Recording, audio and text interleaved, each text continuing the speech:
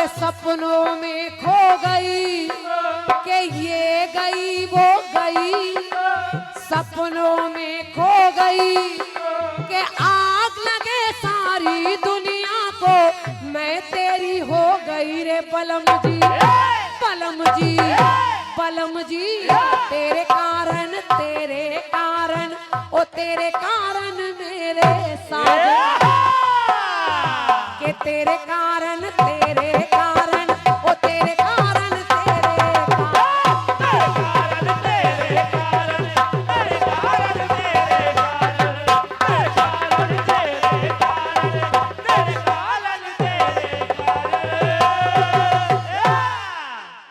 गीत सुनिएगा, सुनिए फिल्मी गीत कह रहा तेरे कारण तेरे कारण। हाँ आगे बढ़े भैया। चौधरी तो गयो।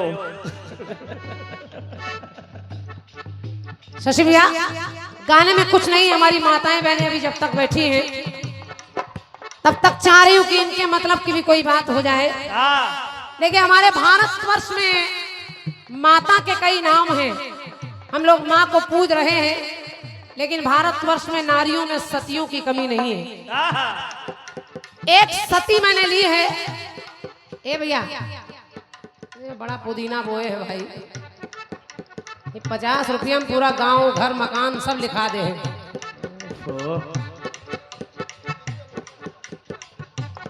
बैठ जाओ महाराज। बेहटा से आए हैं सूरज भैया, है ना? हाँ सूरज भैया को बहुत बहुत धन्यवाद। सूरज बहुत बहुत धन्यवाद। वाह चमकते रहिए आप इसी तरह, चमकते रहिए और बहकते रहिए, और क्या बताएं। अबे 3 बजे तक ये चमकी है, उसके बाद फिर डाउन कर देंगे। तेरे कारण तेरे कारण तेरे कारण तेरे कारण, मैं कह रही हूँ हमारी माताएं बहनें भी सुने, भारतवर्ष में सतियों की कमी नहीं है। और शशि भैया मैं चाहूँ तो और सतियों के नाम गिनवा दूं, आपका जवाब काट दूं, लेकिन ये अच्छे कलाकार की पहचान नहीं है ना। गंदी बात। आपको जो अच्छा लगे वो गाइए, जो मेरा विषय है वो मैं आपको सुना रही हूँ। इस सती का नाम है भैया, इस सती का नाम है सती शांडिली। आदमी हमारे बड़े भैया बैठे हैं, बच्चा भैया और उनके बगल में भाई साहब हमारे बैठे हैं, जरा सुनिएगा। इस सती का नाम है सती शांडिली। सती शांडिली के पति के शरीर में कोढ़ है, वो कोढ़ी है, चल फिर नहीं सकता। एक दिन दरवाजे पर बैठा है और सामने से उसके एक नाचने वाली वेश्या निकल कर गई, तो सती के पति का मन उस वेश्या पर आ गया। उदास बैठा है, सती ने कहा महाराज आप क्या चाहते हैं? तो उसके पति ने कहा कि ये जो अभी यहाँ से निकल कर नारी गई मैं इससे मिलना चाहता हूँ। सती शांडिली ने कहा कि आप परेशान ना हो, अगर आप चलकर नहीं जा सकते तो मैं अपने कांधे पर आपको बिठा कर ले चलती हूँ। और सती ने अपने पति को कांधे पर बिठाया और पति को उस नारी से मिलाने के लिए लेकर जाने लगी। लेकिन एक काम हो गया, एक काम हो गया। एक ऋषि, उनका नाम है मांडव ऋषि, वो एक शूली पर बैठे हैं, एक नोक पर, उन्हें बड़ी पीड़ा हो रही है। अचानक उसके पति का पैर जाते जाते, चूंकि कंधे पर लादे है वो, उसके पति का पैर जब ऋषि के शरीर में लगा तो ऋषि के मुंह से एक श्राप निकल गया कि जाओ, जिसने मुझे पीड़ा पहुंचाई है सूर्य के निकलते वो मर जाएगा। सती शांडिली ने सुना कि सूर्य के निकलते मेरा पति मर जाएगा। जैसे ही सुना कि सूर्य के निकलते मेरा पति मर जाएगा, तो सती ने थोड़ा सा जल लिया और फेंक कर कहा हे ऋषि, अगर सूर्य के निकलते मेरा पति मर जाएगा तो मैं आज के बाद सूर्य को निकलने ही नहीं दूंगी। और उसने सूर्य को निकलने नहीं दिया, और जब ऐसा किया तो उसके उस कोढ़ी पति ने अपनी पत्नी से कहा, क्या कहा? कांधे पे धार के तूने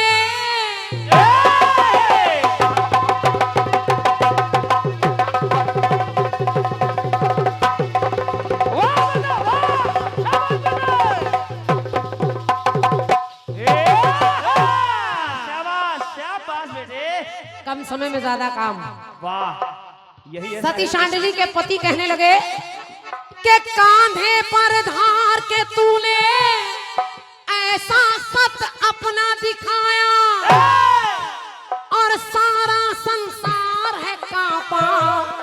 तो दिन कर भी निकल न पाया हो। और हे देवी देवी के बाधा सब हट गई, तेरी वजह से मेरा कोढ़ी शरीर सही हो गया। और कैसे हो गया?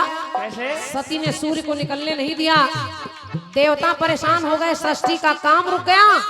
तो देवताओं ने एक दूसरी सती को मनाया, इस सती का नाम था सती अनसुईया। सती अनसुईया आई और सती अनसुईया ने शांडिली से निवेदन किया कि हे देवी तुम सूर्य को निकलने दो, ताकि सूर्य के प्रकाश से तुम्हारे पति का कोढ़ी शरीर भी सही हो जाएगा। और जब उसका पति सही हो गया तो उसने कहा बाधा सब हट गई, शांडली डट गई के बाधा सब हट गई और शांडली डट गई। तो कोढ़ी काया थी मेरी, अरे एक पल में छट गई। हे देवी, हे देवी, तेरे कारण के तेरे कारण तेरे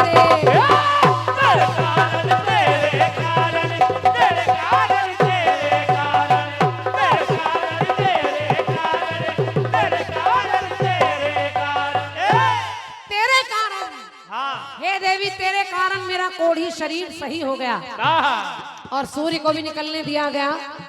बात आ रही तेरे कारण, ये तेरे कारण समझो शशि भैया।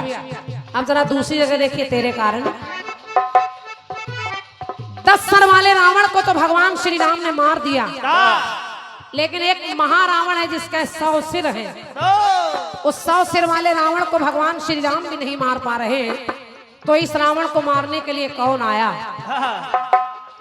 100 सिर वाला वो रावण,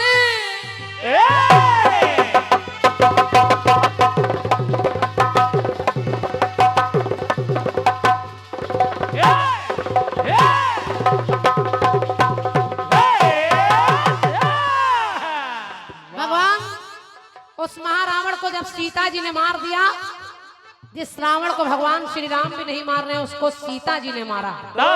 तो भगवान श्री राम ने कहा हे सीते, 100 सिर वाला वो रावण हमसे ना मारे मरता, आखिर फिर राम तुम्हारा बोलो कैसे क्या करता हो। तो पाप बहुत कर गया ये महापापी रावण, के पाप बहुत कर गया पर तुझसे ही डर गया। आज तलक ललकार रहा था एक पल में मर गया। हे देवी, हे देवी, तेरे कारण के तेरे कारण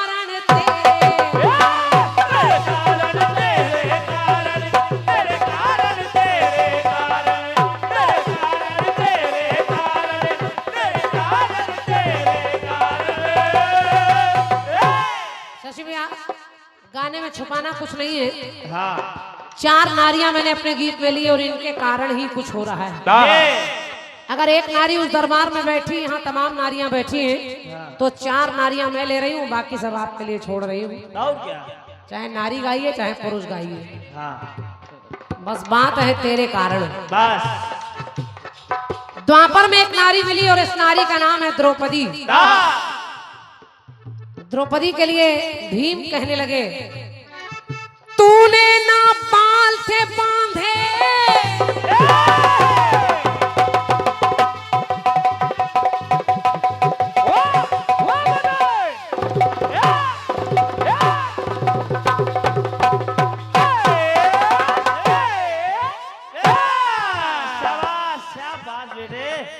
बहुत गरम बज रहे हो भाई, बहुत गरम बज रहे हो। अहे द्रौपदी के तूने ना बाल थे बांधे, दुश्मन का खून था चाहा, और तूने तो ताना मारा, हमने तो वचन निभाहा हो। तुमने कहा जब तक पापी का रक्त नहीं मिल जाएगा मैं अपने बाल नहीं बांधूंगी। तो भीम ने कहा क्या?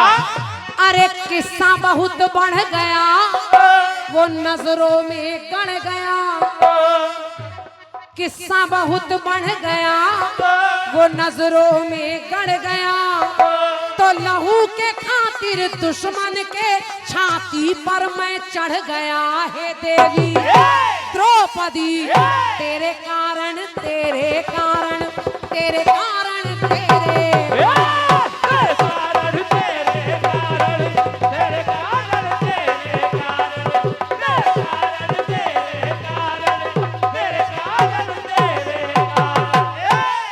तेरे कारण। अब जरा चौथा प्रश्न सुनिएगा। कलयुग में एक नारी मिली। आदमी समस्त जनता जनार्दन से निवेदन है, कलयुग में देखिए एक नारी मिली। ये नारी कौन है? कौन? इस नारी का नाम है विद्योत्तमा। विद्योत्तमा को अपने ज्ञान का बड़ा घमंड है। उसको शास्त्रार्थ में कोई हरा नहीं पा रहा है। बड़े बड़े ज्ञानी आए और वो नारी सबको हरा कर भेज देती है। एक दिन जो हारे हुए शास्त्रार्थ किए हुए ज्ञानी जा रहे हैं, उन्होंने सोचा कि क्या किया जाए। उन्होंने देखा कि एक पुरुष जिस डाल पर बैठा है उसी को काट रहा है। बस उन ज्ञानियों को लगा इससे बढ़िया दूल्हा कोई इसके लिए मिल ही नहीं सकता, क्योंकि उस नारी ने शर्त रखी कि जो मुझे शास्त्रार्थ में हरा देगा मैं उससे विवाह कर लूंगी। ज्ञानियों ने देखा और उस मूर्ख व्यक्ति के पास गए। कहने लगे महाराज शादी करोगे? वो तुरंत पेड़ के ऊपर से कूद पड़ा। और क्या? कहने लगा बिल्कुल करेंगे। बिल्कुल। कहने लगे देखो एक शर्त है, जहाँ तुम्हें हम ले जा रहे हैं वहाँ तुमको बोलना कुछ नहीं है, मुंह मत खोलना, सारी बातें केवल इशारे से करना। उसने कहा बहुत बढ़िया, बहुत बढ़िया। अब उसको ले गए उस रानी के पास। सिंहासन पर वो विद्योत्तमा बैठी है। उसने वहां से इशारा किया एक ऐसे ऐसे। उस मूर्ख व्यक्ति को लगा ये कह रही कि हम एक आंख फोड़ देंगे, तो उसने फौरन कर दिया ऐसे तुम्हारी दोनों फोड़ देंगे, कि हम दोनों फोड़ देंगे। लेकिन ज्ञानियों ने परिभाषित किया। ज्ञानियों ने बताया हे देवी तुम कह रही हो कि ईश्वर एक होता है, तो ये कह रहा है कि ईश्वर और जीव मिलाकर दो होते हैं। उसको लगा ये तो बड़ा ज्ञानी है। फिर उस नारी ने इशारा किया ऐसे, तो उस मूर्ख व्यक्ति को लगा कि ये कह रही हम चांटा मार देंगे, तो उसने फौरन कर दिया ऐसे, घूसा हम देंगे, हम घूसा मार देंगे। लेकिन ज्ञानियों ने फिर परिभाषित किया कि हे देवी तुम कह रही इंद्रियां 5 होती हैं, लेकिन ये कह रहा है कि 5 इंद्रियों को अपने कंट्रोल में अपने बस में करना चाहिए। बस उस नारी ने खुशी से उसको माला जयमाल पहना दी। जयमाल पहनाकर शादी हो गई दोनों की। अब जरा देखिए, एक दिन अटारी पर दोनों खड़े हैं। शशि भैया जवाब आपको देना है, प्रसंग सुन लीजिए। सुन लो भाई। अटारी पर दोनों पति पत्नी खड़े हैं। नीचे ऊंटों का काफिला जा रहा है, तो उसने सोचा अब तो बोल सकते हैं, तो उसने कहा उठ उठ उठ। वो नारी कहने लगी ऊंट नहीं कह पा रहा, कितना मूर्ख है, उठ उठ कर रहा है। उसने तुरंत धक्का दिया और अटारी पर से वो नीचे गिरे। नीचे काली जी की मूर्ति रखी है, और वहीं पर जब गिरे तो उनकी कट कर जिह्वा चढ़ गई, और जब चढ़ गई तो उनको ज्ञान प्राप्त हो गया। वो मूर्ख से विद्वान हो गए, और वही आगे चलकर कवि कालिदास कहलाए। धन्यवाद। वाह। अब जब उनको ज्ञान मिल गया तो उन्होंने उस देवी को धन्यवाद दिया, जैसे तुलसीदास जी ने रत्ना को धन्यवाद दिया कि हे देवी तुमने मुझे तुलसीदास बना दिया। ऐसे ही कालिदास कह रहे हैं उस नारी से, मैं तो था निपट अनाड़ी,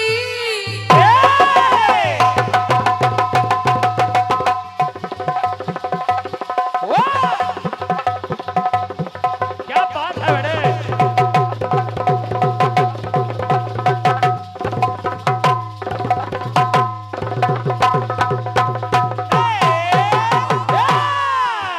क्या बात बेटे? कि मैं तो था निपट अनाड़ी, पर माध्यम बन गई तू नारी।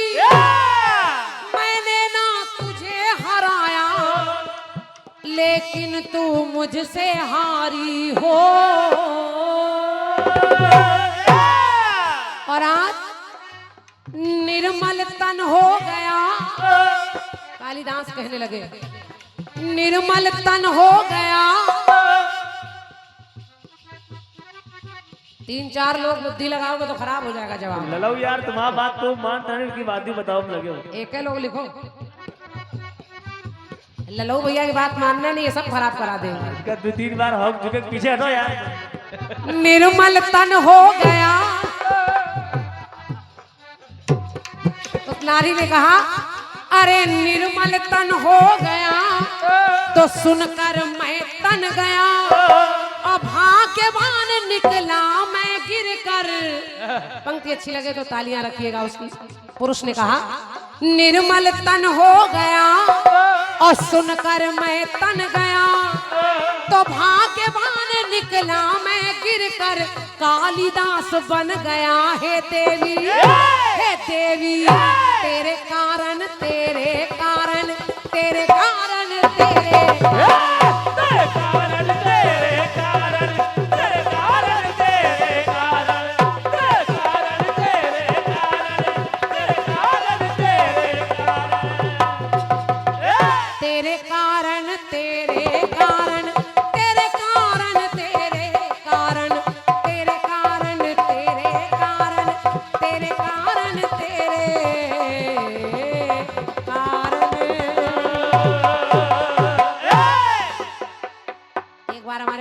जोरदार तालियां आपकी बजनी चाहिए। जैसे इनका पुरस्कार बरस रहा है ऐसे आपकी तालियां बरसनी चाहिए। क्या बात, वाह वाह वाह, अरे वाह, बहुत बहुत धन्यवाद भैया को, बहुत बहुत धन्यवाद। अरे वाह,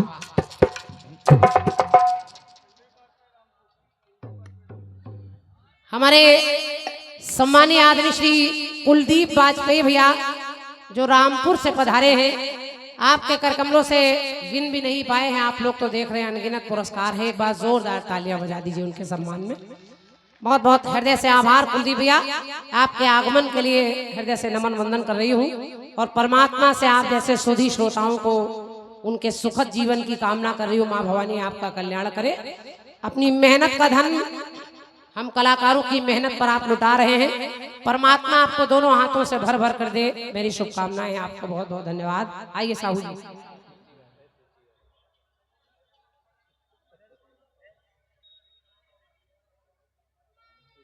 ये हमारे आदमी रामेश्वर प्रसाद साहू जी, जिनका कीर्तन में एक अथक योगदान है।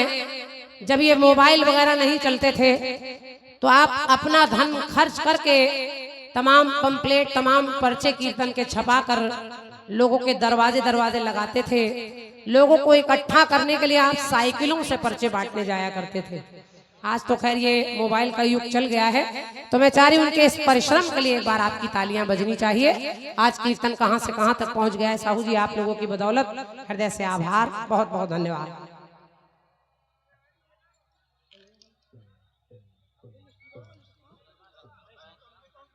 एक पुरस्कार